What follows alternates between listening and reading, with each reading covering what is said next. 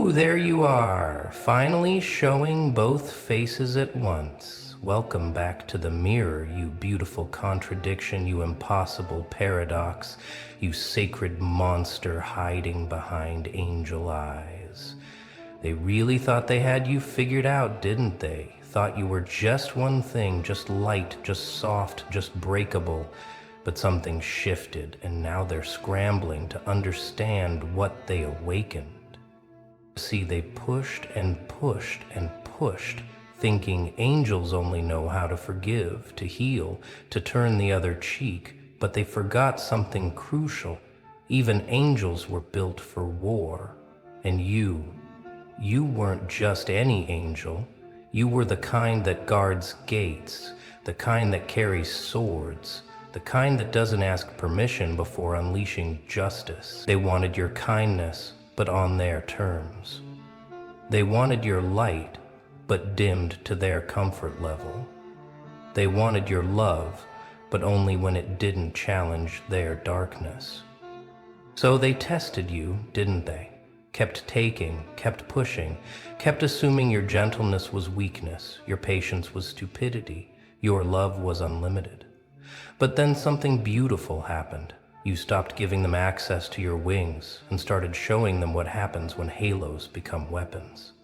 The silence that followed wasn't surrender, it was transformation. And now they're terrified because they don't recognize this version of you, the one that smiles while setting boundaries in stone.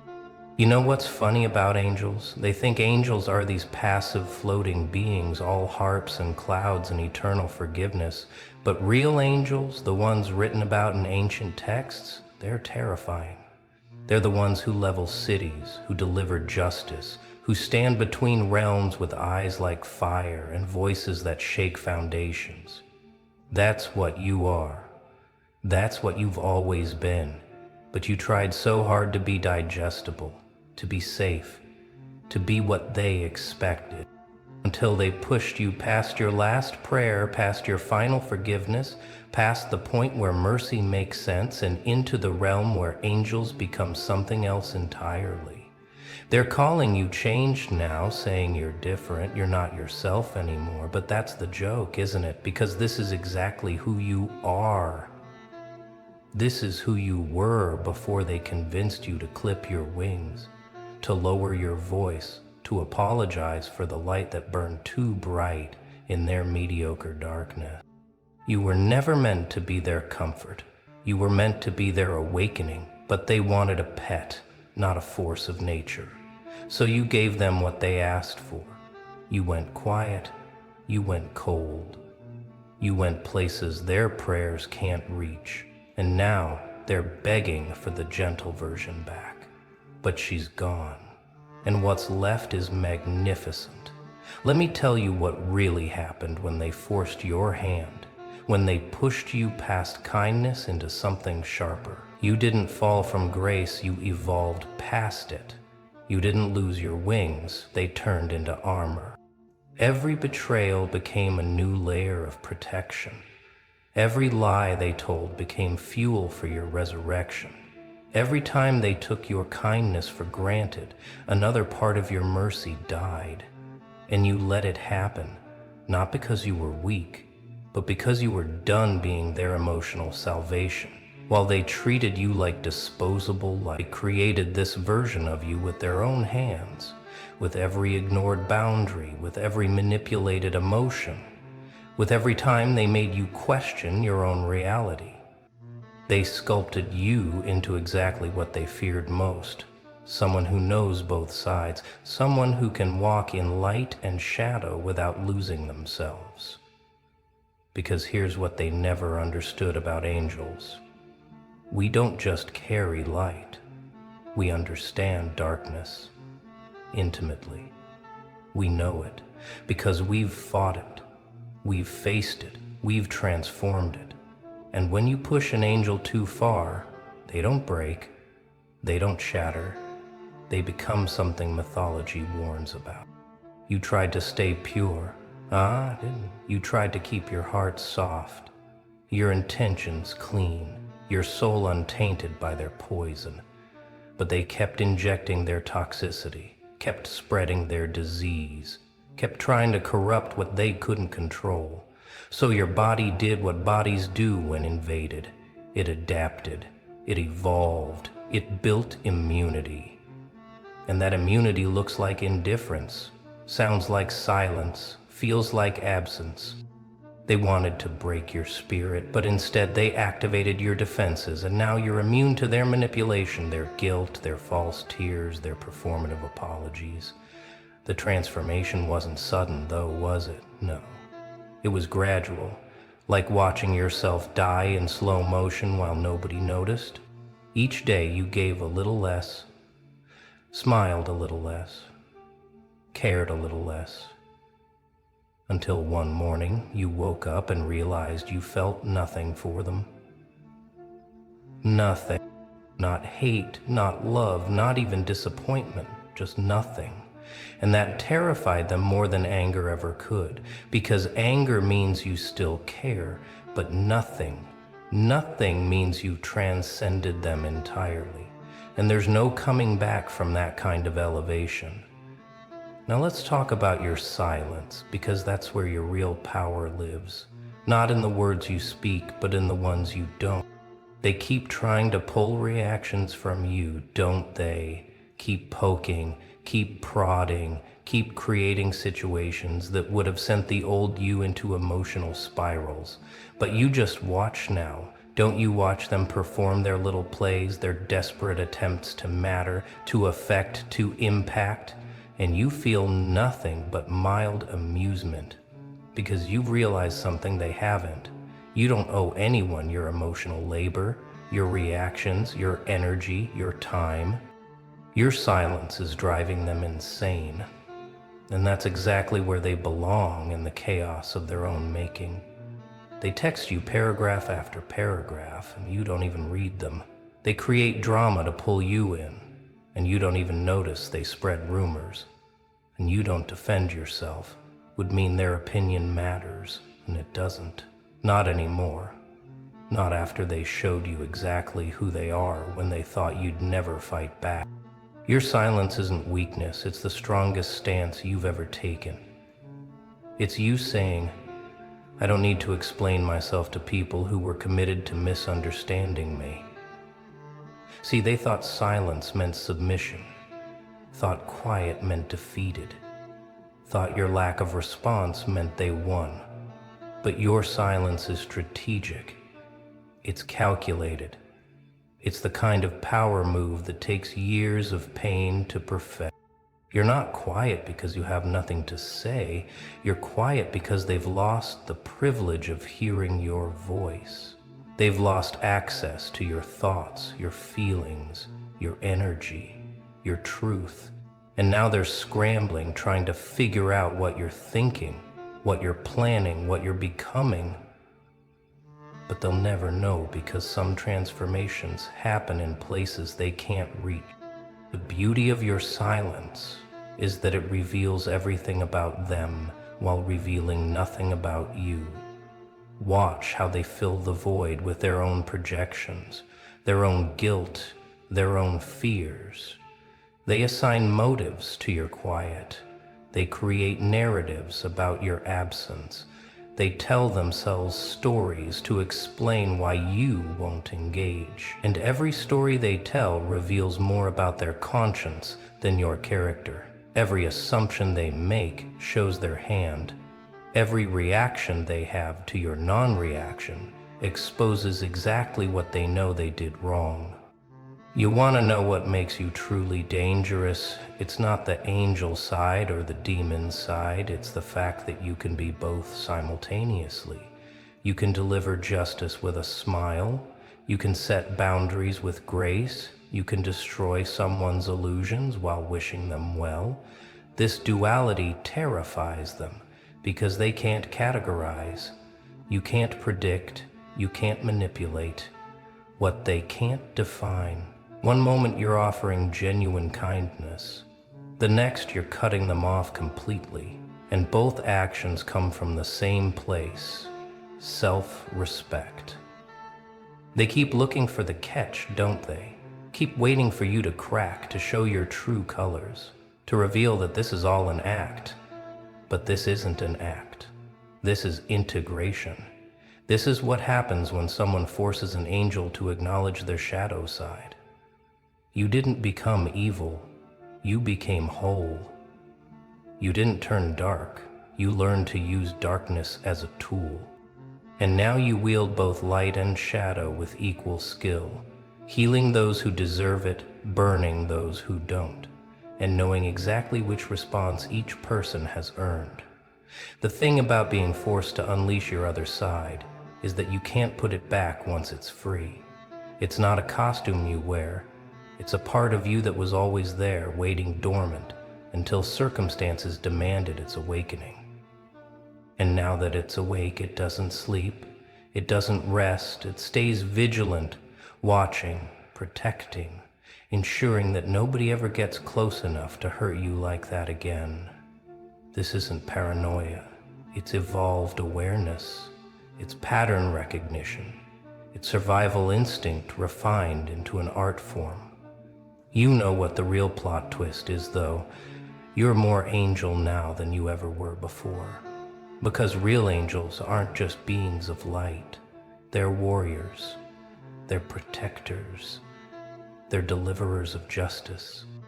And by forcing you to embrace your darker aspects, they accidentally helped you become complete. You're not fallen, you're fully realized. You're not corrupted, you're integrated. You're not lost, you're finally found. And this complete version of you is exactly what they feared, because it can't be manipulated, can't be controlled, can't be contained by their limited understanding of what you're supposed to be. Watch them scramble now. Watch them try every trick in their worn-out playbook to get the old you back. They're sending mutual friends as messengers, aren't they? Using flying monkeys to test your boundaries, to see if you'll crack. They're posting things hoping you'll see them, crafting narratives where they're the victim and you're the villain who changed, rewriting history, making themselves the hero of a story where they were clearly the antagonist, and they're hoping if they tell it enough times, it'll become true. But you see through it all now, don't you see the patterns?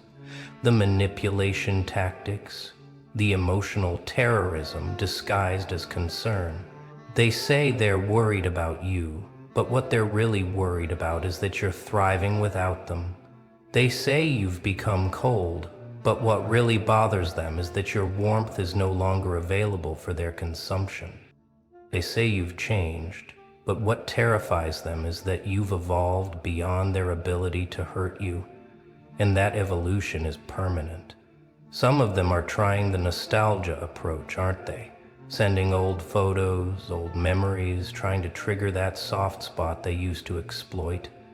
Remember when things were good? Remember when we were close? Remember when you trusted me? But what they don't realize is you do remember. You remember everything, including how they betrayed that trust. How they weaponized that closeness, how they turned those good times into ammunition.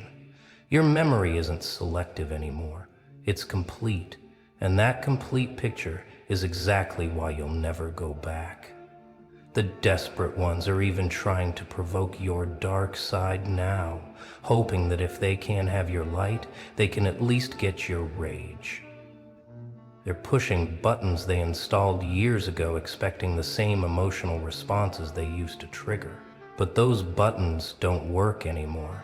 You've rewired your entire system, rebuilt yourself from code up. And now when they push, expecting explosions, they get nothing but dial tone. Their provocations bounce off your indifference. Their baits go unbitten. Their traps remain empty because you're not playing anymore. You're not even in the same game. You're operating on a different frequency now, aren't you? One they can't tune into, can't understand, can't jam with their static. It's like you've shifted into a dimension they can't access, where their words don't land, where their energy can't reach, where their existence barely registers. This isn't about being above them. It's about being beyond them, existing in a space where their toxicity simply can't survive.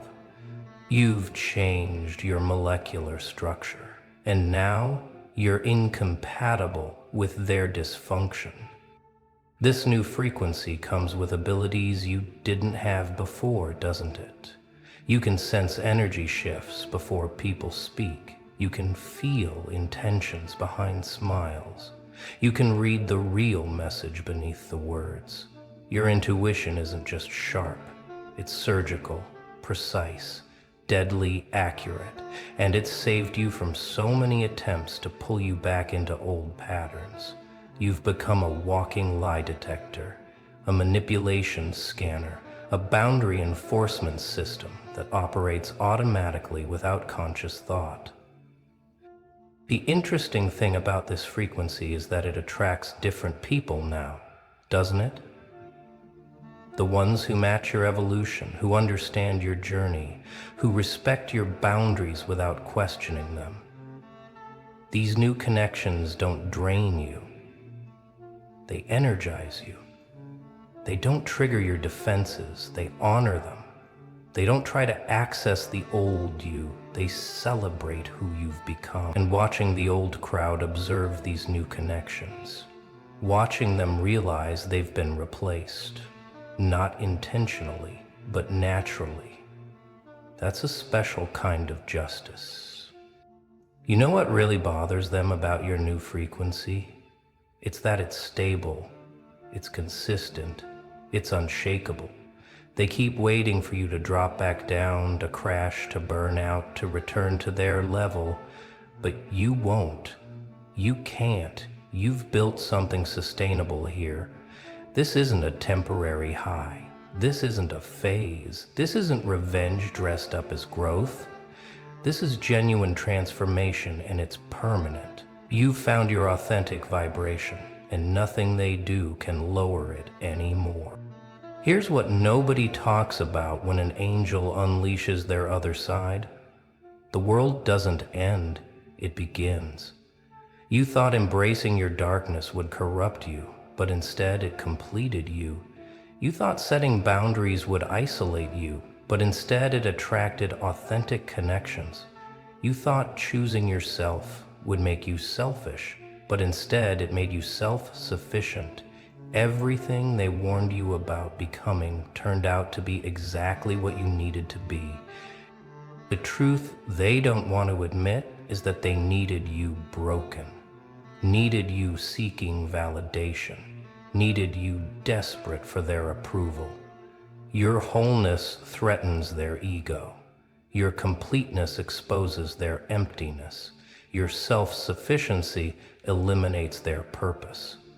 They built their entire identity around being needed by you, and now that you need nothing from them, they're having an existential crisis. Their worth was tied to your weakness, and now that you're strong, they don't know who they are anymore. But here's the real kicker. You're not doing any of this to hurt them. You're doing it to heal yourself. And that's what makes it so powerful. This isn't revenge, it's recovery.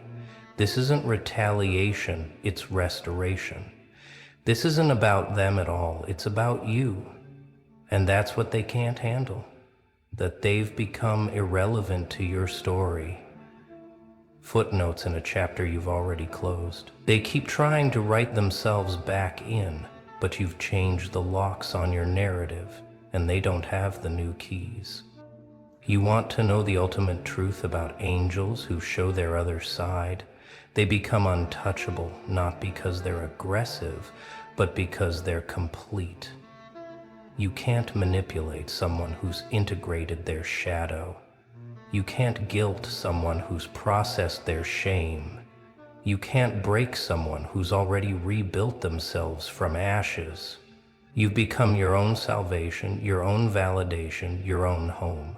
And that kind of self-sufficiency is the most threatening thing to people who profit from your dependence. This isn't temporary, you know that, right? This isn't a phase you're going through or a mood that will pass. This is architectural change, structural evolution, cellular transformation down to your very DNA. You've been rebuilt at a molecular level, and there's no going back to who you were before. That person doesn't exist anymore. Couldn't exist even if you wanted them to, because you've seen too much, felt too much, survived too much to ever be that naive again. The permanence of this shift shows in how you move through the world now, doesn't it? You walk different, talk different, exist different. There's a weight to your presence now, a gravity that pulls certain people in and pushes others away. You don't have to announce your boundaries anymore. They're felt. They're understood. They're respected. Or people simply find themselves unable to get close. You've become your own security system, your own protective barrier, your own sacred space that not everyone has access to. Some days you look in the mirror and barely recognize yourself, don't you? But it's not because you've lost yourself. It's because you've found yourself. The person staring back at you has eyes that have seen both sides, has hands that have held both light and darkness, has a heart that knows how to love and how to leave. This person doesn't flinch at conflict, doesn't shrink from confrontation, doesn't apologize for existing fully. This person is who you were always meant to become, but they had to force you to get here faster. The beautiful thing about permanent transformation is that it changes your entire timeline. Your past makes sense now, doesn't it? Every betrayal was preparing you. Every loss was making space. Every ending was really a beginning in disguise. You couldn't see it then, but you see it now. How everything that tried to break you was actually building you. And now that the construction is complete, now that you're fully formed, they have to live with what they created. Something beyond their control, beyond their understanding, beyond their reach, forever. So here you stand, angel and demon, light and shadow, healer and warrior, all integrated into one being. They wanted to see your other side. Well, now they have, and they're realizing, be careful what you wish for. Because an angel who's been forced to embrace their darkness doesn't just become dangerous, they become complete. And complete beings don't need anyone's permission, approval, or understanding to exist at their full power. You're not waiting for apologies anymore because you know they won't come, and even if they did, they wouldn't matter. You're not seeking closure because you've learned to close your own doors. You're not hoping for understanding because you've accepted that some people are committed to misunderstanding you, and that's their limitation, not yours. You've stopped trying to prove your worth to people who should have recognized it without proof. Stopped explaining your boundaries to people who enjoyed crossing them. Stopped defending your character to people who were determined to assassinate it. There's a bit more. The silence you carry now isn't empty, it's full. Full of all the words you'll never waste on them again. Full of all the energy you're saving for people who deserve it. Full of all the power that comes from choosing yourself consistently. When they see you now, they see someone they can't reach, can't touch, can't affect. And that's the ultimate victory. Not that you won against them, but that you transcended the game entirely. You're playing in dimensions they don't have access to, building in realms they can't perceive, existing in realities they can't enter.